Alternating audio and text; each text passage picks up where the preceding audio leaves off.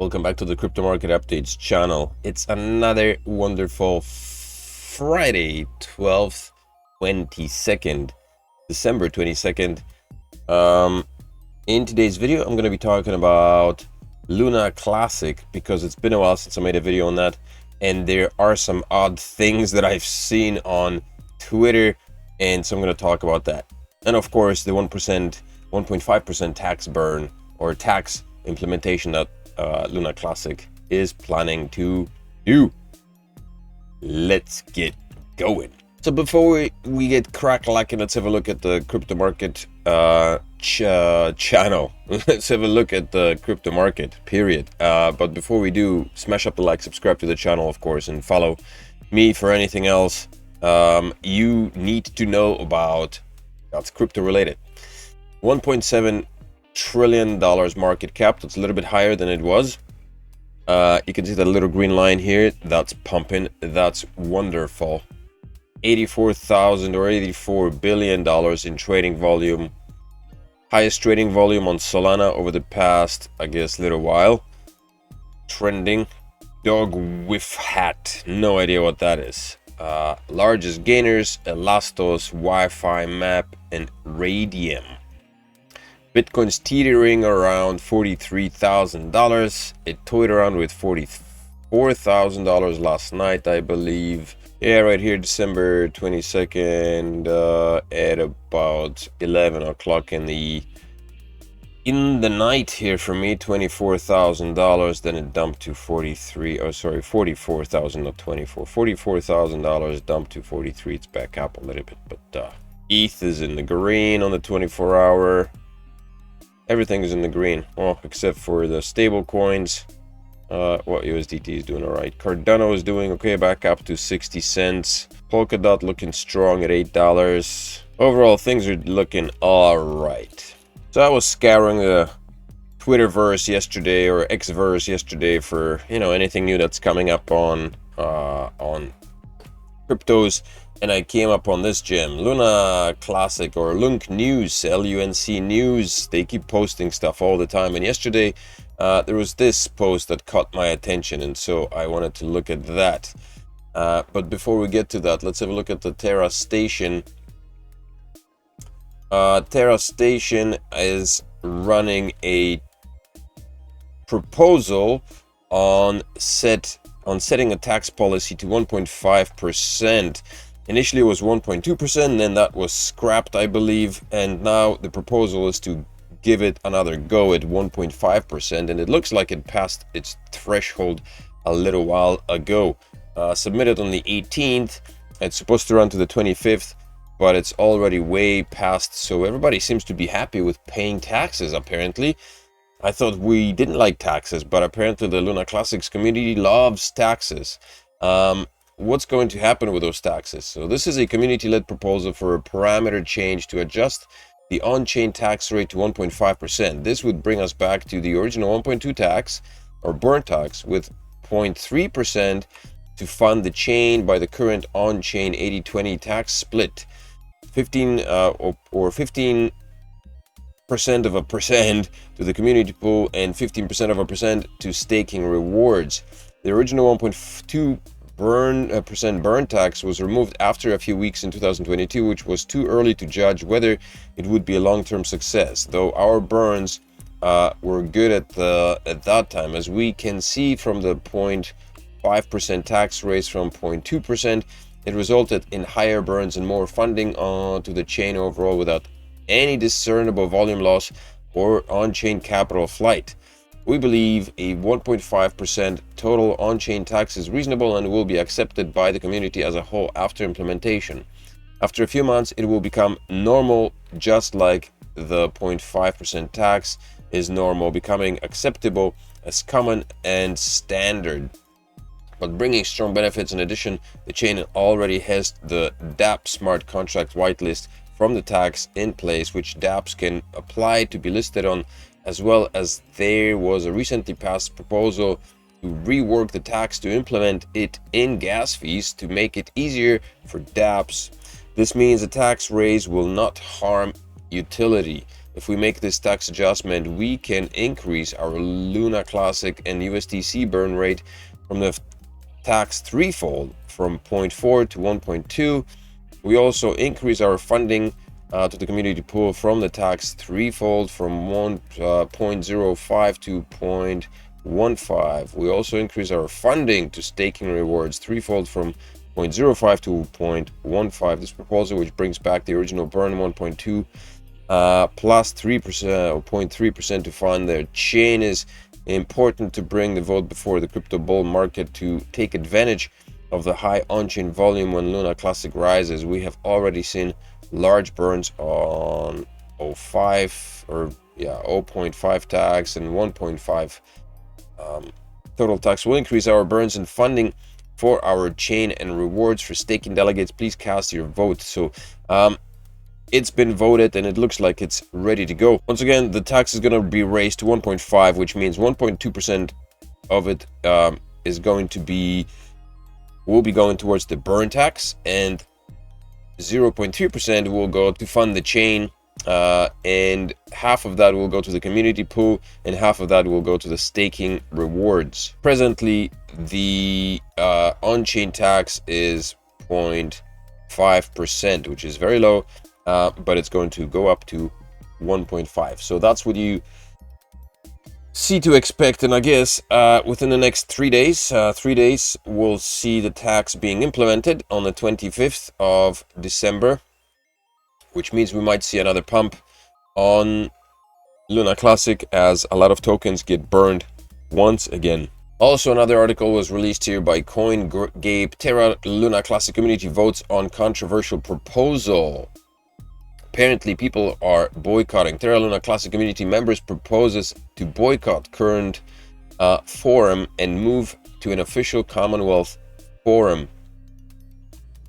So the proposal is has been put in place, or it's running right now. Create official community Commonwealth platform. And what does this entail?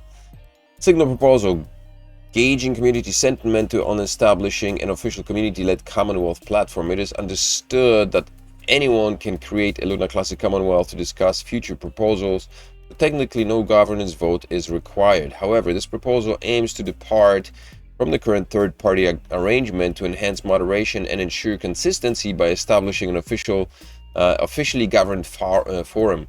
The existing third-party platform has exhibited numerous inadequacies,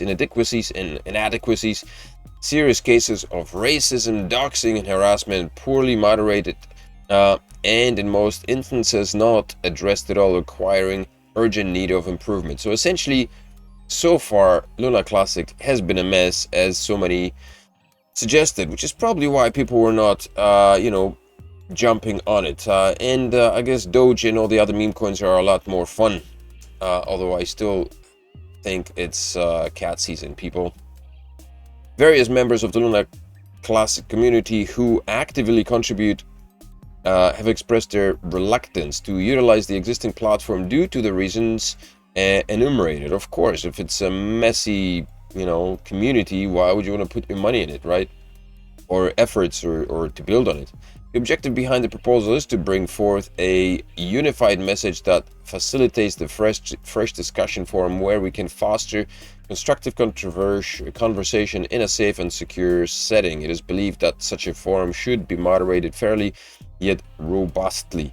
Despite attempts to improve the existing platform, there has been no measurable improvement. To achieve unbiased moderation, it is proposed that a selection of community members, holders, as named below, monitor the platform.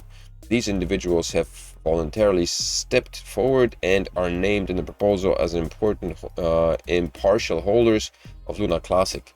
Should this proposal pass, a request will be made to both TFL Station and Galaxy Station, adding the new Commonwealth link to the trusted links in future proposal texts. This proposal was created as a full community effort signed by all these people here working towards the betterment of the Luna Classics chain. So far it's not looking great. This ends on the 28th of December, which is only 3 days after the 25th, after the proposal of the tax, which has been running for The same amount of time? No. 2 days longer. Also, there's another proposal to burn 800 million USDC funds legally absolved route via non-code change without validator update, and that vote is looking rather grim. I don't think too many people are too keen on just burning stuff randomly left and right, willy-nilly. So that's what's happening. But in the meantime, you gotta be careful, man, because like I said, on Twitter there's this. So Luna Classics, are you ready for passive income on Luna Classic burning support? What the heck is that? I thought myself. So I went to the pre-sale fire token, which took me down here, and you can invest your USDC to buy some fire tokens. Now there's nothing else here. You connect your wallet, you dump your USDC, and you get some fire tokens in return, right? But what is a fire token? So I went over here and this dude pops up. Fire token ecosystem is a kind of, you know, mock-up website, and it goes through things. But before I don't know if I should leave that guy to the end or not, but I guess. Okay, so here we go. It's a revolutionary Luna Classic earning ecosystem that is engineered to not only increase in value but earn its token and NFT holders amazing passive income in Luna Classic. So this website claims that there's a 30% price discount for pre-sale entry, Bitcoin mining at 0.02 cents per kilowatt. And you know, first initially I was like, what the hell? Why is Bitcoin mining talked about in Luna Classic? And it's apparently the lowest one in the world, all of which will be used to purchase, share, and burn Luna Classic with our holders. And there's the ecosystem. Step 1. The ecosystem is entered by first investing into the pre-sale. The funds go directly into the treasury while investors receive a 30% token discount from retail. Not sure what this means, but basically all your money goes into the treasury. Step 2. From there, all funds are pulled together and used to purchase Bitcoin miners. Step 3. Those miners are then shipped to Canada, where the project will begin mining at an incredible 0.2 cents per kilowatt, one of the world's lowest rates in the world.